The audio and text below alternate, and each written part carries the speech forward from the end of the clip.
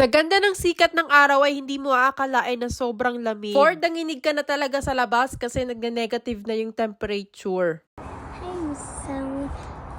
Madalas nga ay makulimlim dito kaya naman pag nandyan si Mr. Sun ay tuwang-tuwa ang twins. Sky! Dito nga sa labas ay naglalambingan pa itong si Charlie and Chino. O diba talaga namang may paghalik pa si Charlie sa kanyang kapatid. Talaga namang sobrang cute.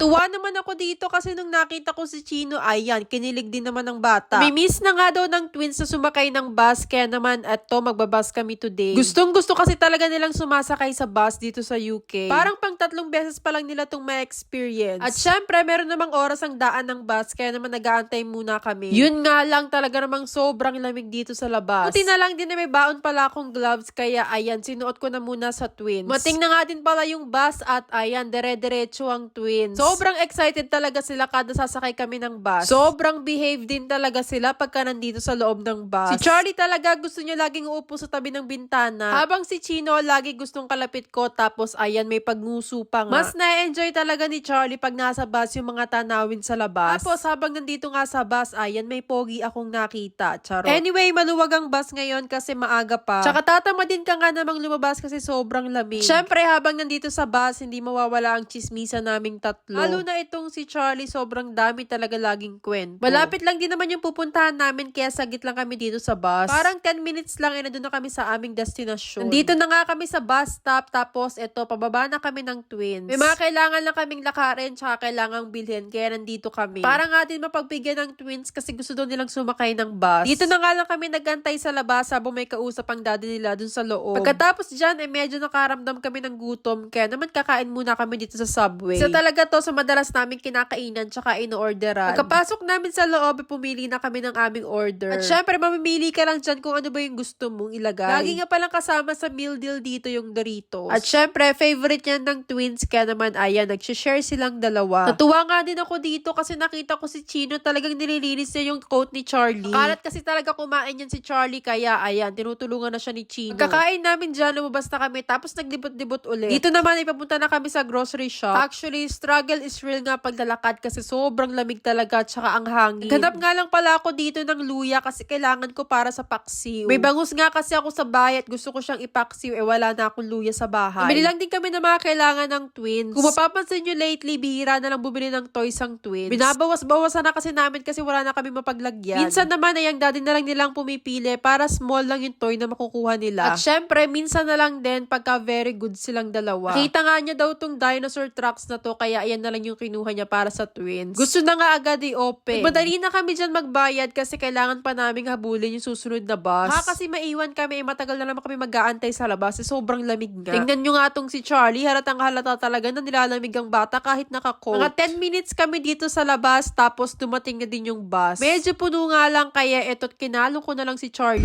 Do you like the black?